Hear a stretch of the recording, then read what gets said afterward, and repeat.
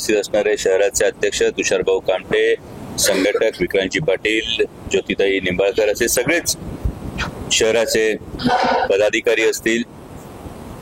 काल आदरणीय शरदचंद्रजी पवार साहेबांनी पिंपरी चिंचवड शहरामध्ये एक केवळ पदाधिकाऱ्यांची अशी एक बैठक घेतली. यामध्ये पदाधिकाऱ्यांचं म्हणणं काय आहे आणि या पुढील काळामध्ये कशा पद्धतीनं आपल्याला पुढे जायचं या संदर्भामध्ये आदरणीय पवार साहेबांनी स्वतः मार्गदर्शन केलं. कसं आहे, पवार साहेबांचं एक प्रचंड प्रेम या शहरावर आहे. शहराच्या जडणघडणीमध्ये आदरणीय पवार साहेबांनी प्रत्येक वेळी बारकाईने लक्ष दिलं. इतकंच नाही तर पिंपरी चिंचवड शहराच्या इतिहासात जो सर्वात मोठा निधी जो आला तो आदरणीय पवार साहेब कृषी मंत्री असताना JNNURMच्या माध्यमातून हा निधी साहेबांनी फॅसिलिटेट केला होता. आणि आजही शहराच्या एकूण विकासाविषयी, पिंपरी चिंचवडकरांच्या प्रश्नांविषयी आदरणीय साहेबांच्या मनात एक आस्था वेगळी असते. त्या दृष्टीनं सगळ्या पदाधिकाऱ्यांना हे नक्कीच मार्गदर्शन केलं. शहराध्यक्ष तुषारभाऊ कामटे यांच्या नेतृत्वाखाली शहराची जी संघटना आहे ती अत्यंत नेटानं निष्ठेनं काम करते याविषयी सुद्धा साहेबांनी एक समाधान व्यक्त केलं. आणि या पुढील काळामध्ये सुद्धा आणखी सक्रिय होऊन पिंपरी चिंचवडकरांचे जे प्रश्न आहेत हे प्रश्न तडीस नेण्यासाठी कार्यरत राहण्याचे सूचना ही आदरणीय साहेबांनी कालच्या बैठकीमध्ये केलेली. कालची बैठक ही अत्यंत ज्याला म्हणतो आपण खासगी स्वरूपाची असल्यामुळे केवळ पदाधिकाऱ्यांचं म्हणणं साहेबांना समजून घेणं हे महत्वाचं होतं. आणि त्यामुळे त्याचा कुठेही आपण तुम्ही म्हणता तसं या संदर्भामध्ये प्रेस इंटरॅक्शन वगैरे या संदर्भात ही काल झाली नाही.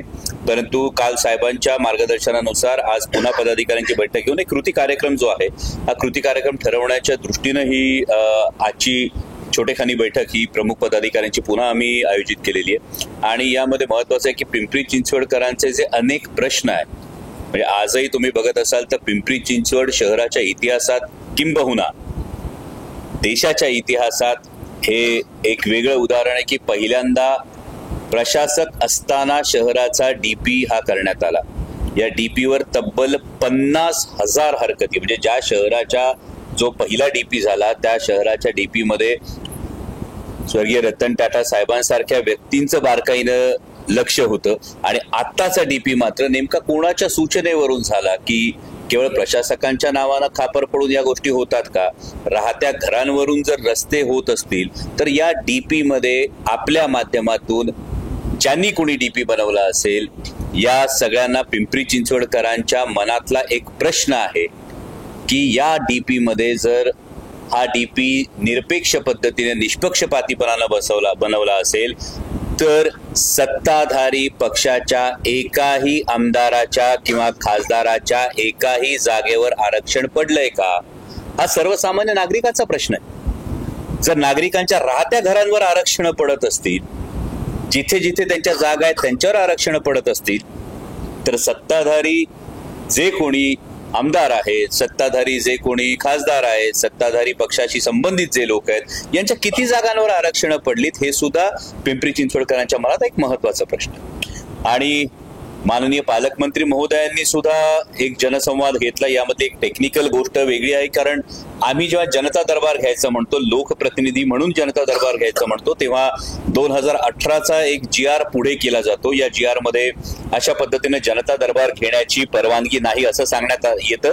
केवळ संबंधित मंत्र्यांना त्याचा आढावा घेण्याची परवानगी असं सांगण्यात येतं. परंतु माननीय पालकमंत्री महोदयांनी जो जनता दरबार घेतला हा त्यांच्या पक्षाचा कार्यक्रम होता की पालकमंत्री महोदय म्हणून हा जनता दरबार होता, याचं उत्तर खरं तर येणं गरजेचं आहे. आणि जर पक्षाचा कार्यक्रम होता तर अधिकाऱ्यांची तिथे उपस्थिती असणं हे संकेताला धरून आहे का यासाठी सुद्धा एक दुसरा प्रश्न. आणि त्या पालकमंत्री महोदयांच्या शेवटी जनतेचे प्रश्न सोडवण्यासाठी पालकमंत्री आले असतील तर त्यामधला दुसरा प्रश्न उपस्थित होतो की माननीय पालकमंत्री महोदयांच्या त्या जनता दरबारामध्ये तब्बल 4,500 तक्रारी आलेल्या आहेत असं सांगितलं जातं. जर पालकमंत्री महोदयांच्या जनता दरबारामध्ये तब्बल 4,500 तक्रारी आल्या असतील तर मग प्रश्न निर्माण होतो, मग प्रशासक माननीय पालकमंत्री महोदयांच्या ऐकण्यात नाहीत का? की माननीय पालकमंत्री महोदयांचं प्रशासकांवर कोणतंही नियंत्रण नाही का? हा दुसरा प्रश्न. त्यानंतरचा पुढचा पिंपरी चिंचवड शहराचा प्रश्न होतो तो SRA प्रोजेक्टचा होतो. म्हणजे आज मुंबईतल्या SRA प्रोजेक्टच्या विषयी अनेक प्रश्नचिन्ह उपस्थित केली जात असताना पिंपरी चिंचवड शहराच्या SRA प्रोजेक्ट विषयी सुद्धा तितक्याच सुरस आणि चमत्कारिक कथा याची कुजबूज पिंपरी चिंचवड शहरातल्या नाक्यावर होते. पिंपरी चिंचवड शहरातले जे SRAचे प्रोजेक्ट्स आहेत हे SRAचे प्रोजेक्ट्स हे पारदर्शक पद्धतीनं राबवले जात आहेत का? या SRA प्रोजेक्ट्समध्ये नेमक्या कोणत्या पक्षाच्या नेत्यांची कोणत्या पक्षाच्या आमदारांची भागीदारी आहे? मग हे सगळं मिलबाटके खाओ अशा पद्धतीनं पिंपरी चिंचवडकरांच्या कराच्या पैशाची ही लूट सुरू आहे का? हा एक महत्वाचा प्रश्न निर्माण होतो. म्हणजे आज जर तुम्ही बघत असाल तर वाकड असेल, मोशी असेल, चरोली असेल, पिंपळे सौदागर असेल, एक फ्लॅट हा जवळपास कोटी, 1.5 कोटी, 2.25 कोटी पर्यंत जातो. आणि असं असताना या आपल्या कष्टाची कमाई कुठेतरी कर्ज काढून, गृहकर्ज काढून जेव्हा सर्वसामान्य नागरिक फ्लॅट घेतात, हे फ्लॅट घेतल्यानंतर पाण्याच्या सुविधेसाठी आणि टँकरसाठी लक्षावधी रुपये याच लोकांना पुन्हा खर्च करावे लागतात. मग या टँकर माफियांना नक्की अभय कोण देतंय? या टँकर माफियांना नक्की पाठीशी कोण घालतंय? आणि या टँकर माफियांना पाठीशी घालून सर्वसामान्य पिंपरी चिंचवडकरांचा खिसा कोण कापतंय? याचं सुद्धा उत्तर हे सर्वसामान्य पिंपरी चिंचवडकरांना पाहिजे. माननीय प्रशासकांना केवळ जबाबदार धरावं की प्रशासक हे केवळ बोलके बाहुले झालेत असा प्रश्न पिंपरी चिंचवडकरांच्या मनात निर्माण होतो. कारण जून ते ऑगस्ट अवघ्या 3 महिन्यांच्या कालावधीमध्ये आज पिंपरी चिंचवड शहरामध्ये पाण्याच्या संदर्भामध्ये अनेकांच्या मनात प्रश्न आहे. पुरेसं पाणी पिंपरी चिंचवड शहराला नाही असं अनेकांचं म्हणणं आहे. आणि मग असं असताना जून ते ऑगस्ट अवघ्या 3 महिन्यांमध्ये तब्बल 761 मोठ्या इमारतींना परवानगी देण्यात आली. 761 मोठ्या इमारतींना जर परवानगी दिली असेल तर या 761 मोठ्या इमारतींमध्ये एकूण फ्लॅट किती, त्या फ्लॅटमध्ये होणारी प्रस्तावित लोकसंख्या किती, या लोकसंख्येसाठी असणाऱ्या पायाभूत सुविधा उपलब्ध आहेत का, या लोकसंख्येसाठी असणारं पाणी उपलब्ध आहे का, याविषयीची स्पष्टता तर हवी आहे की हे केवळ कुणाच्या तरी दबावाखाली सुरू आहे.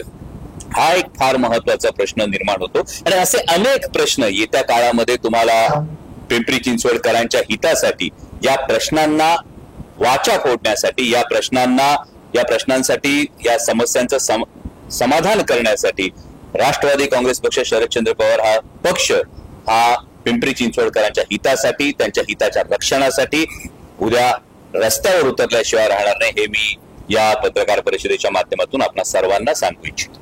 मराठवाड्यात मोठ्या प्रमाणात नुकसान झालेलं आहे. मराठवाड्यातल्या अनेक जिल्हे त्यावर आपली काय भूमिका आहे? सरकार कमी पडत आहे का? कारण विरोधी पक्षातले खासदार, आमदार असतील तेच आपल्याला ऑटोफिट दिसत आहे. सत्ताधारी मंत्री असतील ते आज जागे झाले, आज दौरा सुरू झाला, मुख्यमंत्री देखील काय आहे? मराठवाड्यातली ही परिस्थिती, मराठवाड्यातली, विदर्भातली जी पूर परिस्थिती ही नक्कीच भीषण आहे. आणि यामध्ये 3 गोष्टींचा विचार होणं फार गरजेचं आहे. केवळ गेलेल्या पिकाचे पंचनामे करून चालणार नाही. ज्या गुराढोरांचा मृत्यू झालेला, जी गुराढोरं वाहून गेली त्याचाही विचार करणं गरजेचं आहे. आणि त्या पलीकडे जाऊन याचा जो लॉंग टर्म जो विचार आहे त्यामध्ये जी मातीच वाहून गेलेली आहे, रब्बीची पेरणी होणार कशी, त्यामुळे या सगळ्या गोष्टींचा सकल विचार होणं गरजेचं आहे. दुर्दैवानं अजूनही सरकारला जाग येत नाहीये आणि सरकारनं अजूनही ओला दुष्काळ जाहीर केलेला नाहीये. सरकारनं जी तुटपुंजी मदत जाहीर केलेली, यामध्ये खरं तर हे वैषम्य आहे, खेद आहे की माननीय मुख्यमंत्री महोदयांचे छत्रपती शिवरायांना अभिवादन करत असतानाचे फोटो आपण पाहिले, ज्या छत्रपतींनी सांगितलं होतं शेतकऱ्यांच्या भाजीच्या देठाला सुद्धा धक्का लागू देऊ नका. मात्र महाराष्ट्राच्या माननीय मुख्यमंत्री महोदयांच्या निवासस्थानाच्या एक सार्वजनिक बांधकाम विभागाच्या खर्चाचं जे अंदाजपत्रक समोर आलं, माननीय मुख्यमंत्री महोदयांच्या वर्षा निवासस्थानाच्या बेडरूमसाठी, बेड आणि सोफा सेटसाठी 20 लाख रुपये खर्च केले जातात.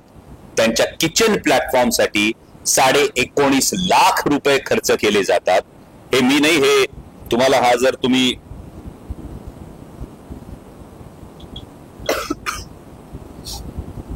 तुमच्या समोर हे दाखवतो.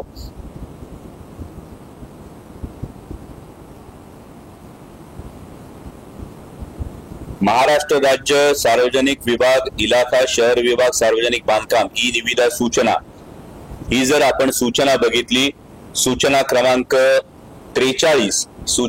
43 मध्ये दुसऱ्या क्रमांकावरचं जे हे आहे त्यामध्ये मलबार हिल मुंबई येथील वर्षा बंगला येथील डबल बेड मॅट्रेस सोफा व इतर कामे करणे 20,47,000.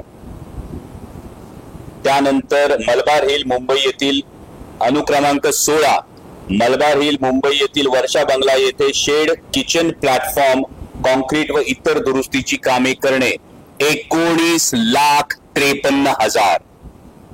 मग माननीय मुख्यमंत्री महोदय जर छत्रपती शिवरायांच्या समोर नतमस्तक होत म्हणत असतील तर प्रश्न हा जनतेच्या मनात तयार होतो की माननीय मुख्यमंत्री महोदयांच्या बेडरूम साठी जवळपास 20-20.5 लाख आणि त्यांच्या किचन साठी 19.5 लाख रुपये खर्च होतात आणि ज्या शेतकऱ्याचं सगळं वाहून गेलंय, पीक वाहून गेलंय, गुरढोरं वाहून गेली, शेतातली माती वाहून गेली, त्या शेतकऱ्यासाठी फक्त एकरी 3,500. ज्याचं आयुष्य उद्ध्वस्त झालंय त्या शेतकऱ्यासाठी फक्त एकरी 3,500ची तुटपुंजी मदत होते आणि माननीय मुख्यमंत्री महोदयांच्या जर बेडरूम साठी आणि किचन साठी तब्बल 40 लाख रुपये खर्च केले जातात तर नक्की हा छत्रपतींच्या राज्याचा, त्यांच्या शासनाचा आदर्श सरकार ठेवतोय का? हा महत्वाचा प्रश्न या निमित्तानं उभा राहिलाय. पण यामध्ये राजकारण न करता हा फक्त आरसा दाखवणं आहे. आज मराठवाड्यातला शेतकरी हा पुरता उद्ध्वस्त झालाय. ओला दुष्काळ जाहीर करून पंचनामे वगैरे याचे कुठलेही निकष वगैरे याच्या अभ्यासाची कुठली गरज नाही, डोळ्यांनी दिसते शेतकरी उद्ध्वस्त झालाय. त्यामुळे ओला दुष्काळ जाहीर करून त्यांना योग्य ती मदत व्हावी हीच आमची सर्वांची मागणी आहे. जर पंजाबमध्ये पूर आल्यानंतर पंजाब सरकार हे एकरी 20,000 रुपये मदत तातडीनं जाहीर करतं तर मग महाराष्ट्र सरकार नेमकी कसली वाट बघतंय? त्यामुळे सरकारला ही मागणी आहे, ओला दुष्काळ जाहीर करून योग्य मदत ही बळीराजाला पुन्हा उभं राहण्यासाठी, त्याचा जो संसार मोडून पडलाय, त्याची जी स्वप्न मोडून पडली त्याला उभं करण्यासाठी या पद्धतीने सरकारनं मदत करणं गरजेचं. शेतकऱ्यांचं नुकसान झालंच आहे, मात्र पूरग्रस्त भागात अजूनही काही नागरिक अडकलेले आहेत, त्यांच्यापर्यंत बचाव कार्य पोहोचलं नाही, NDRF देखील पोहोचलं नाही. जवळजवळ 2-3 दिवस झाले नागरिक जागेवरच अडकून आपल्या घरात अडकून. शासकीय आकड्यानुसार जवळपास 227 नागरिक पुरात अडकल्याची ही शासकीय माहिती समोर येते आणि यामध्ये बचावासाठी NDRF आणि हेलिकॉप्टरच्या माध्यमातून ही रेस्क्यू ऑपरेशन्स हे केले जातात. त्याच पद्धतीने ठिकठिकाणी समाजातून सुद्धा याला नागरिकांना सोडवण्यासाठी हे प्रयत्न केले जातात. त्या सगळ्यांच्या सुरक्षिततेसाठी प्रार्थना करणं हे आपल्या हातात आहे आणि लवकरात लवकर हे बचाव कार्य पोहोचेल अशी अपेक्षा.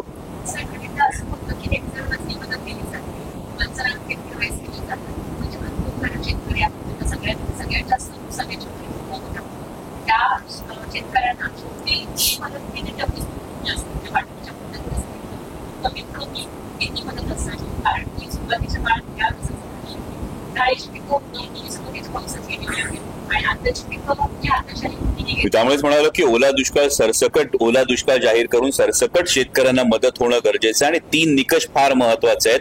पिकांचं आत्ता झालेलं नुकसान, मृत झालेली वाहून गेलेली गुरढोरं, पशुधनाचं झालेलं नुकसान आणि त्यानंतर रब्बीचा पेरा कसा होणार हाच महत्वाचा प्रश्न आहे. त्यामुळे आता पावसानं झोडपलंय पण त्यानंतर रब्बीचा पेरा कसा होणार? जर वरची मातीच वाहून गेली तर शेतकरी पेरणार काय? त्या जमिनीचं संवर्धन करण्यासाठी त्याला ताकद देणं हेही गरजेचं आहे. त्यामुळे या सर्वंकष गोष्टींचा विचार करून मदत होणं गरजेचं आणि ती सरसकट होणं गरजेचं. तर यामध्ये राष्ट्रवादी काँग्रेस सातत्यानं प्रयत्न करते. आजही आपण जर बघत असाल आता हा चाकणचा वाहतूक कोंडीचा जो प्रश्न आहे, या चाकणच्या वाहतूक कोंडीच्या प्रश्नामध्ये याच्यामध्ये कॉम्प्रिहेन्सिव्ह मोबिलिटी ही गोष्ट फार महत्वाची, जी दूरदृष्टीपणानं आखली जाणं गरजेचं होतं. ज्या प्रमाणामध्ये मी आता जो एक नवीन इमारतींच्या परवानगीचा जो प्रश्न उपस्थित केला, या परवानग्या देताना नेमक्या दबावाखाली दिल्या जातात की नागरिकांच्या सुविधा बघून दिल्या जातात याचाही विचार व्हायला पाहिजे. म्हणजे एक जेव्हा मोठी इमारत तयार होते, या इमारतीमध्ये जर समजा 100 फ्लॅट असतील तर त्या 100 फ्लॅटमध्ये किती लोक येणार आहेत, त्यासाठी पायाभूत सुविधा आहेत का, त्यासाठी तेवढे रस्ते आहेत का? म्हणजे आता पुढच्या काळात तुम्हाला याच्यातला एक गौप्यस्फोट हा येणाऱ्या काळात मी स्वतः करत जाईल की नक्की किती रस्ता अवेलेबल आहे आणि त्या रस्त्याला प्लॅन सँक्शन होत असताना तो किती मीटरचा दाखवला गेलेला आहे. म्हणजे अशा अनेक गोष्टी पिंपरी चिंचवड शहराच्या या बांधकामांना परवानग्या देत असतानाच्या या समोर येतात. या समोर येत असताना आता चाकणचा जो मुद्दा आहे, यामध्ये तळेगाव चाकण शिक्रापूर रस्त्याची वाहतूक कोंडी आणि त्याचबरोबरीनं नॅशनल हायवेचा जो विषय, आता नॅशनल हायवेचा जो विषय होता, हा नॅशनल हायवेचा विषय केंद्र सरकारकडून मंजुरी आल्यानंतर दुर्दैवानं नॅशनल हायवे सेक्रेटरीच कॅबिनेटमध्ये गेले की 100% जागा भूसंपादन असल्याशिवाय प्रोजेक्ट सुरू करण्यात येऊ. 93% भूसंपादन होतं, 7% भूसंपादन बाकी होतं आणि हे 7% भूसंपादन करण्याची जबाबदारी ही राज्य शासनाची होती. जी दिरंगाई झाली होती या 7%च्या बाबतीत ती राज्य शासनाकडून झाली होती. परंतु या सातत्याच्या पाठपुराव्यानंतर आता हे 7%ची दिरंगाई पूर्ण झालेली आहे. PMRD वर याची जबाबदारी निश्चित करण्यात आलेली आहे आणि आता पुणे नाशिक हायवेचं टेंडर हे निघालेलं आहे.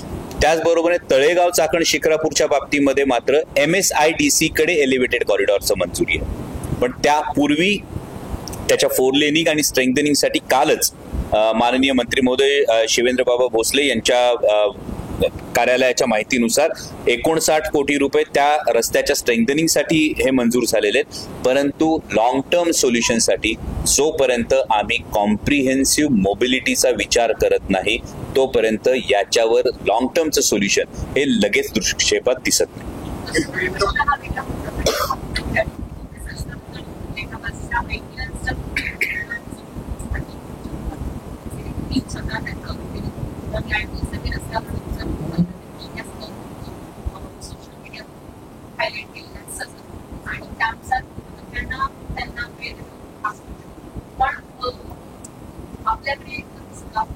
यामध्ये अडचण हीच होते की तुमचं ऐकण्यासाठी जी एक मानसिकता जी लागते ही मानसिकता सत्ताधाऱ्यांनी सुद्धा दाखवणं गरजेचं आहे. सत्ताधाऱ्यांनी जर ही मानसिकता दाखवली तर 100% आपण सातत्यानं या गोष्टींचा पाठपुरावा करतो.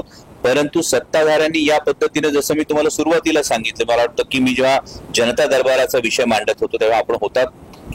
तर अडचण हीच आहे की जर जनता दरबारात अधिकारी येणारच नसतील तर नागरिकांचे प्रश्न मांडू कधी? नागरिकांचे प्रश्न समोरासमोर जनता दरबार सोडवणूक करण्यासाठी केवळ यापासून पळण्यासाठी 2018चा GR तोंडावर टाकला जातो, जो GR व्यवस्थित मेन्शन करतो की अशा पद्धतीच्या बैठकांना अधिकाऱ्यांनी जाणं बंधनकारक नाही. जर ही गोष्ट असेल तर त्यामध्ये अर्थ राहत नाही. लोक असं म्हणतात की डॉक्टर अहमद पल्ले आले म्हणजे आता निवडणूक आले.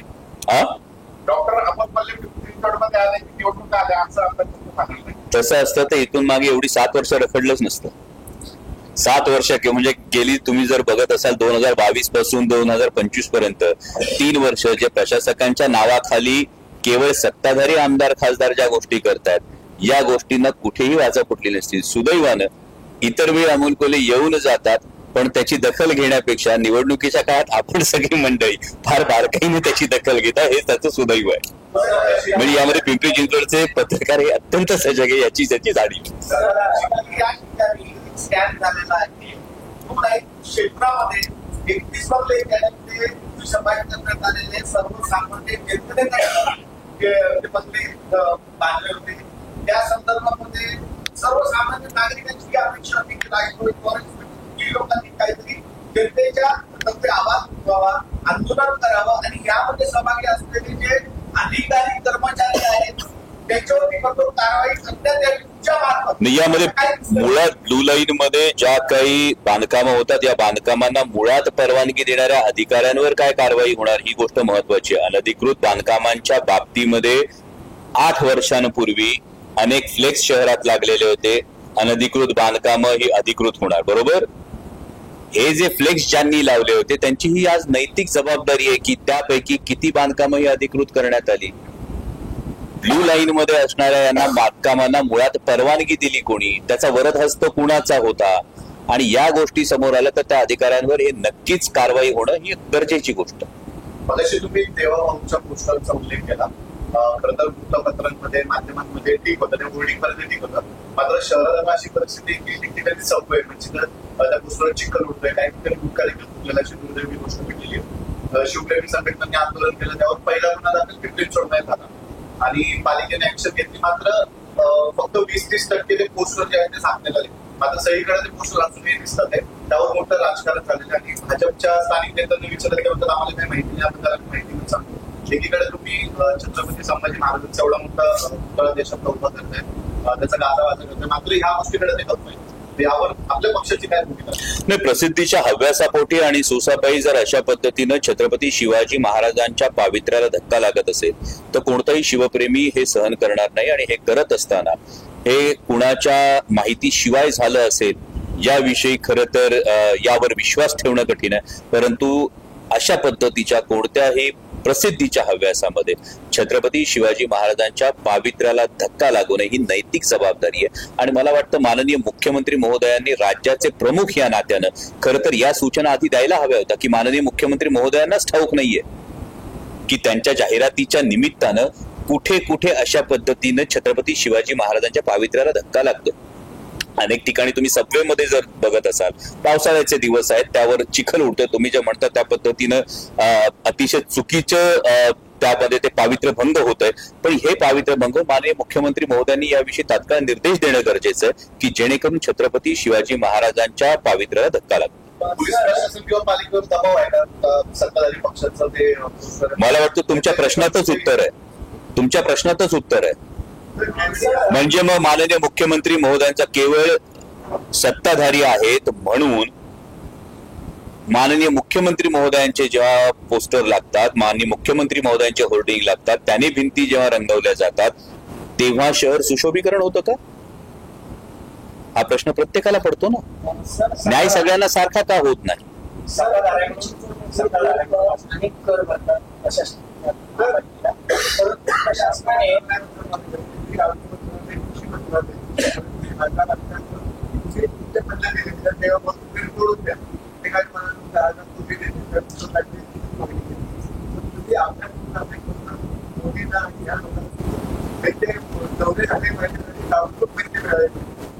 अगदी 100% ती कर भरतात.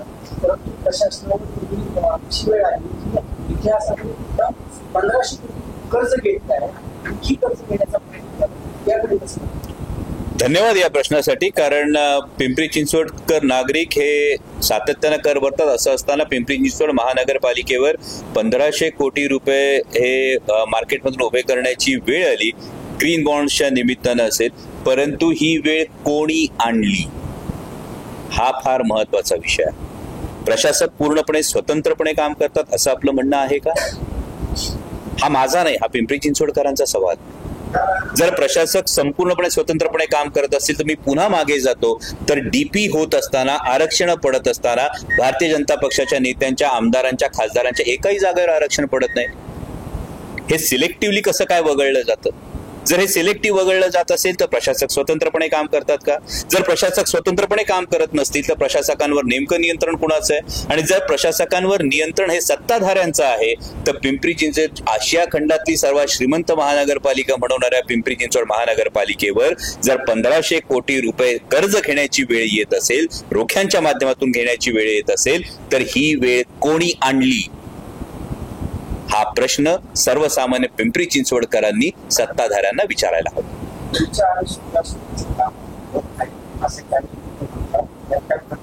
100% तथ्य आहे. 100% तथ्य आहे यामध्ये. जर आपण बघितलं तर या पद्धतीनं आपण म्हणजे मागेही आम्ही ही मागणी केली होती. मागच्या जिल्हा नियोजनच्या बैठकीमध्ये सुद्धा ही मागणी केली होती. आणि या बैठकीमध्ये खरं तर श्वेतपत्रिका काढणं गरजेचं आहे. राज्य सरकारनंच ही श्वेतपत्रिका काढणं गरजेचं आहे की कुठलेही खासदार जे असतात ते साधारणतः 25 लाख जनतेचं प्रतिनिधित्व करत असतात. 20 ते 25 लाखाचे एक मतदारसंघ आहे. आणि असं असताना विरोधी पक्षाच्या खासदारांना, विरोधी पक्षाच्या आमदारांना, जे आमदार 5-5, 6-6 लाख जनतेचं लोकप्रतिनिधित्व करत असतात, यांना किती निधी यांच्या शिफारसीवर वितरित करण्यात आला याची खरं तर श्वेतपत्रिका जर काढली तर दूध का दूध, पाणी का पाणी होऊन जाईल. जीएसटी संदर्भात खूप कन्फ्युजन आहे नागरिकांना. म्हणजे आधी जे 28-30% होतं, मग ते आता काय विचार करून परत एकदा 18% केलंय. म्हणजे नेमकं काय साध्य करते सरकार की मारेंगे भी हम बचाएंगे भी हम असं काहीतरी चाललंय?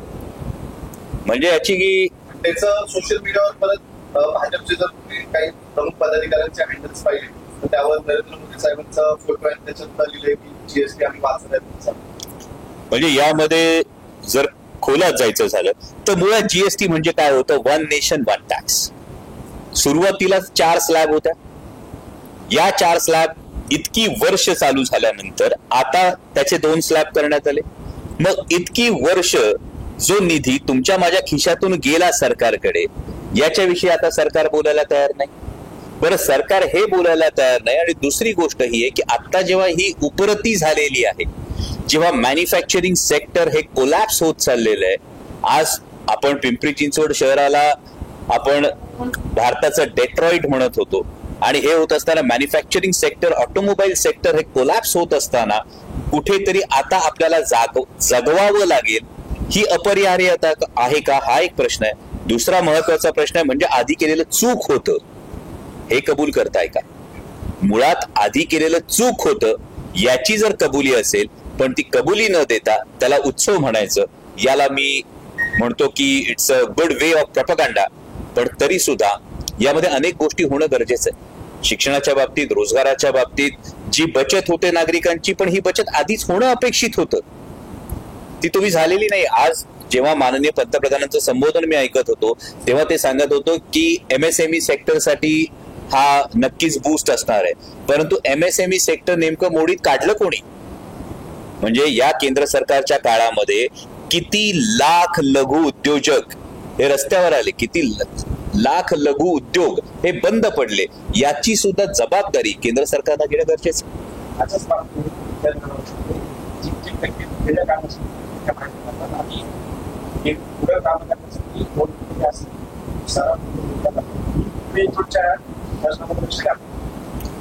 100% पुढच्याच आठवड्यात माननीय आयुक्तांची पुन्हा एकदा वेळ मागितलेली आहे.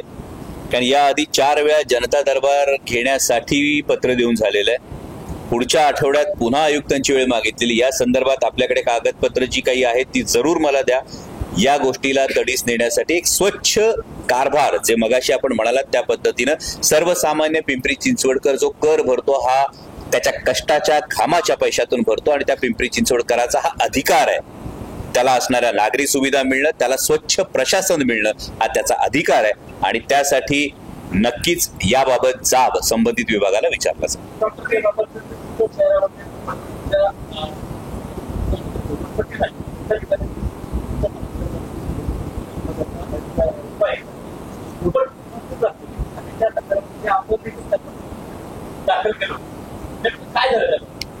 नक्कीच या संदर्भातले सगळे मी तुम्हाला आधीच म्हणालो, गौप्यस्फोट जे काही SRAच्या बाबतीत, जे मुंबईच्या बाबतीत चर्चा आहे ना, या पुढील काळामध्ये तुम्हाला पिंपरी चिंचवड शहरातल्या SRAचे सगळे जे काही पोलखोल आहे ही तुम्हाला येत्या काळात ही नक्कीच बघायला मिळेल.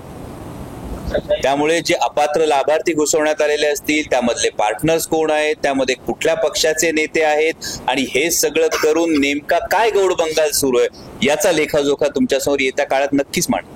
निवडणुका नगरपालिकेचे प्रत्येक पक्षाचे प्रमुख नेते देखील जाते, मात्र आपल्या पक्षाकडे वरिष्ठ नेते पिंपरी चिंचवडला कोणतरी प्रमुख नेता पाहिजे की या ठिकाणी दौरे करावी किंवा पदाधिकाऱ्यांची बैठक केली. मात्र विधानसभेनंतर अजूनही आपली स्थिती तशीची तशी दिसतीये. कार्यकर्त्यांमध्ये कुठेतरी गडबड दिसते, म्हणजे कुठेतरी पक्षाला याचा फटका बसतोय. आता निवडणुका देखील आहे, फ्रीडम नाही असं दिसतंय.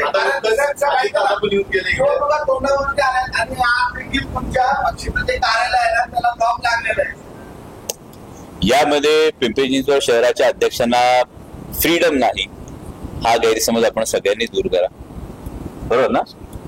त्यामुळे या संदर्भामध्ये कुठलाही गैरसमज पसरवण्याचा प्रयत्न करू नये. आणि महत्वाची गोष्ट ही आहे की पिंपरी चिंचवड शहराकडे लक्ष द्यायला नेता कोण, त्याचं उत्तर पुन्हा एकच आहे. आदरणीय स्वतः शरदचंद्रजी पवार साहेबांनी स्वतः लक्ष घालण्याचं हे ठरवलेलंच आहे. त्याचबरोबरीनं हर्षवर्धन पाटील साहेब यांच्यावर प्रभारी पदाची जबाबदारी दिलेली आहे. हर्षवर्धन भाऊंना एक मोठा अनुभव या शहराच्या बाबतीत आहे, आणि त्यामुळे या संदर्भातली जी काही उणीव राहिली जरी असेल तरी या पुढच्या काळामध्ये तुम्हाला ते दूर झालेले दिसेल.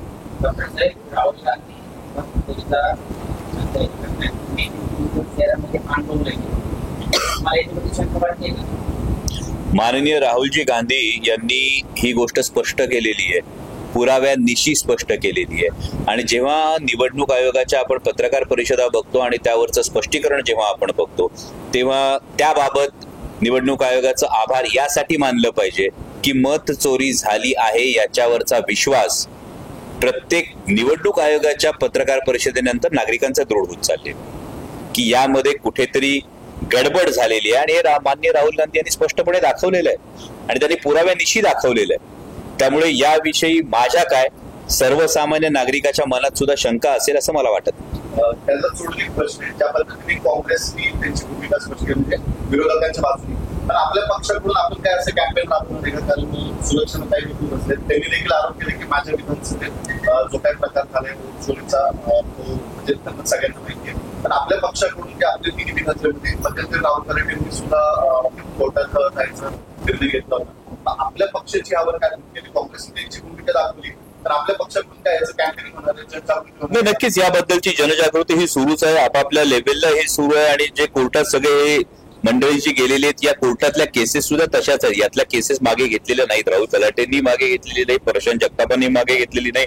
मागे खडकवासल्याला सुद्धा या संदर्भामध्ये पुन्हा मोजणी करण्यासाठीचा जी अडचण तयार झाली ही आपल्याच माध्यमातून लोकांनी पाहिलेली आहे. आणि या संदर्भामध्ये जनजागृती करण्यासाठीच एक मत हा एक पवित्र अधिकार आहे. आणि या पद्धतीनं जर मत चोरी केली जात असेल तर आजच माननीय मंत्री महोदय गिरीजी महाजन यांचं एक विधान तुमच्या माध्यमातून मी सोशल मीडियावर पाहिलं की मी काय पैसे घेऊन खिशात फिरतो का, अधिकाऱ्यांना सांगतो मग मदत येईल. जेव्हा सरकार अशा पद्धतीनं मत चोरी होऊन बनतं ना तेव्हा मंत्र्यांना अशी मुजोरी येते का हा प्रश्न अशी विधानं पाहिली तर नक्की मनात.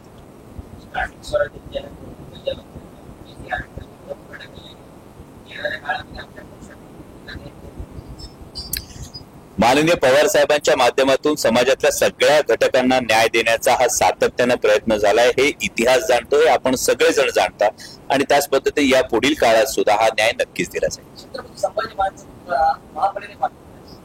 60-70 कोटी खर्च आमदार असं दाखवण्यापर्यंत तिथे स्वतःच खर्च केलेला आहे, स्वतः आठ पोषून घेतात.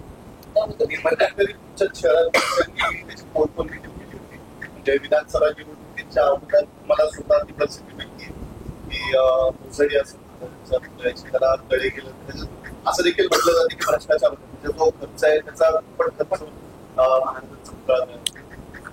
मी जवळपास गेली 15-17 वर्ष राजकारणात सक्रिय होण्याच्या आधीपासून राजकारणात सक्रिय झाल्यानंतर सुद्धा छत्रपती शिवाजी महाराज, छत्रपती संभाजी महाराज या विषयात थोडंसं का होईना जेमतेम माझं काम आहे. मी एवढा मोठा नाहीये अजिबातच, पण जे थोडंफार काम आहे ते मी करतो. आणि हे करत असताना माझा जो अनुभव आहे तो अनुभव असं सांगतो की छत्रपती शिवाजी महाराज, छत्रपती संभाजी महाराज या विषयामध्ये राजकारण करू नये असा माझा स्वतःचा एक दंडक आहे. आणि या विषयाचं जर कोणी राजकारण करत असेल तर जनता तो प्रश्न हाणून पाडल्याशिवाय, तो प्रयत्न हाणून पाडल्याशिवाय राहत नाही अशी माझी एक धारणा आहे. आणि येणाऱ्या काळात तुम्हाला त्याचा प्रत्यय येईल. सर, एक महत्वाचा प्रश्न आहे, राहुल तलाटे हे आपल्या पक्षात आहेत का? जर ते आहेत तर दिसत नाही कोणत्याच कार्यक्रम. ते आता व्यावसायिक कामानिमित्त बेल्जियमला गेले होते. ते बेल्जियमवर असल्यामुळे कालच्या आणि आजच्या बैठकीला ते उपस्थित नाहीयेत आणि त्यामुळे लगेच त्याविषयी कुठलेही निष्कर्ष काढण्याची घाई ही केली जाऊ नये अशी माझी आपल्याला विनंती. भाजपच्या वाटेवर चर्चा सुरू, विरोधी पक्षात राहून काही काम होणार नाही. म्हणजे धन्यवाद राहुल तलाटे, चांगले नेते. तसं तुम्ही याचा अर्थी तुम्ही एक पुष्टी जोडताय. कारण एवढी जर जागा फुल असेल तरी सुद्धा जर त्यांच्याविषयी अशा बातम्या पसरवल्या जात असतील, पेरल्या जात असतील तर नक्कीच कुछ तो दम है बंदे में, इसीलिए तो चीजें हो रही. पवार साहेबांवर सगळ्यांचा भरोसा आहे पण विरोध पण नाही, त्यामुळे पक्षात पवार साहेबांवर जरी विश्वास आहे आणि तेवढाच पवार साहेबांचा पिंपरी चिंचवडकरांच्या विचारावर विश्वास आहे. आणि त्यामुळे मला वाटत नाही की अशा पद्धतीच्या कुठल्याही गोष्टींमुळे लोक घाईघाईनी पक्ष बदलण्याचा निर्णय करतील. महत्वाची गोष्ट ही आहे की जो पक्ष सत्तेत असताना पिंपरी चिंचवड महानगरपालिकेवर ही वेळ आली, म्हणजे जी पिंपरी चिंचवड महानगरपालिका सर्वात श्रीमंत होती तिच्यावर कर्जबाजारी होण्याची वेळ आली, तर सर्वसामान्य जनतेच्या मनातल्या या प्रश्नांना उत्तर देण्यासाठी ठामपणे उभं राहण्याची भूमिका ही पवार साहेबांच्या विचारांवर विश्वास असणाऱ्या प्रत्येकाची.